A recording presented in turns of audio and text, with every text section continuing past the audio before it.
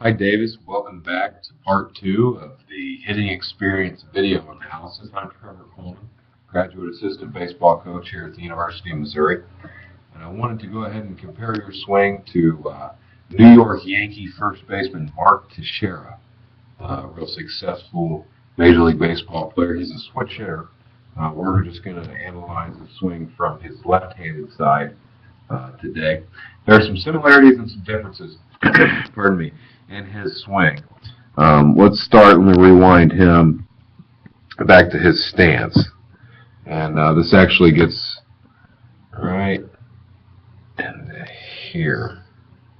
It's the best opportunity to see his stance. And so the first thing you notice is his bat angle is a little different than yours. Yours, obviously, is wrapped behind your head, whereas his is more straight up and down. I do want to harp on the fact that he's much stronger than you. Okay. The other thing is that your bat is a little heavy, and that'll change over time. You'll be able to get stronger, and you won't be facing the same dilemmas. But for now, that's just the way it's going to have to be. Your bat is up on your shoulder, kind of resting there, presumably because it's difficult for you to hold up for a long period of time. As you get moving here, you do get your bat angle towards Mark Teixeira's in a direction that is similar to his. Let me get you to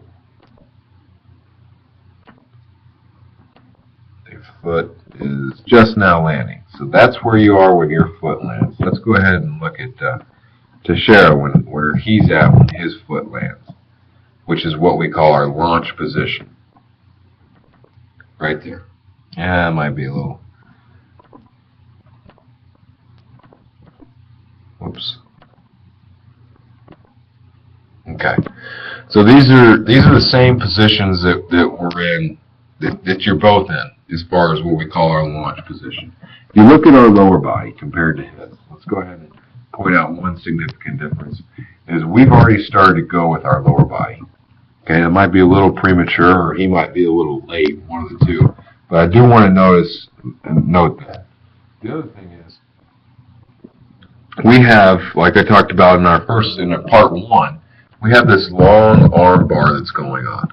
Okay, I can show you the complete difference here, the opposite, that he's got this broken arm type situation.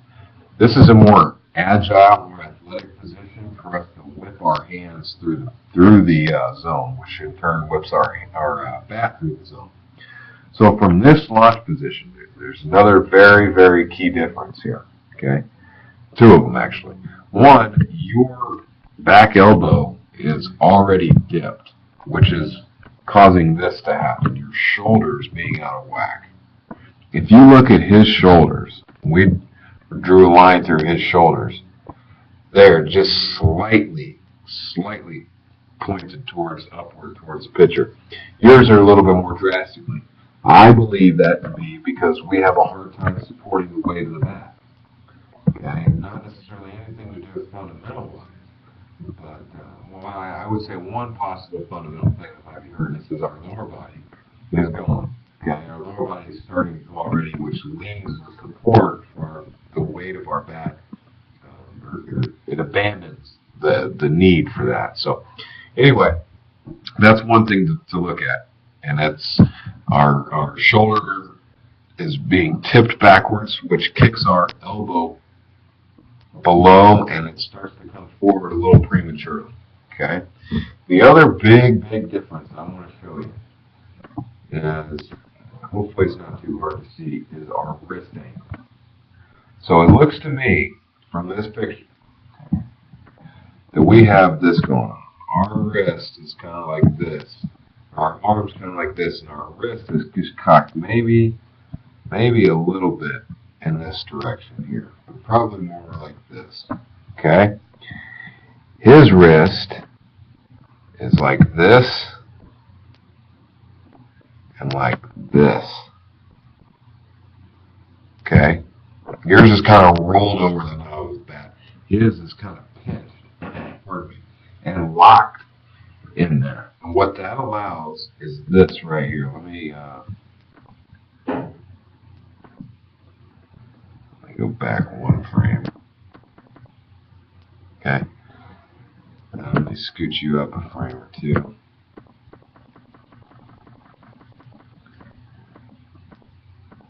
We can never really get to a point with you because our arms are in such kind of a funny spot. We have a hard time getting you to the same spot he's at because it just doesn't really exist. That wrist cocking, the cock of our wrist, allows the bat head to really fly through the zone. Okay, he's in this position right here. From here, his bat angle goes from here to there extremely quickly. Yours gets drawn through the zone in a rotational manner and has to come up to the ball in order to make contact.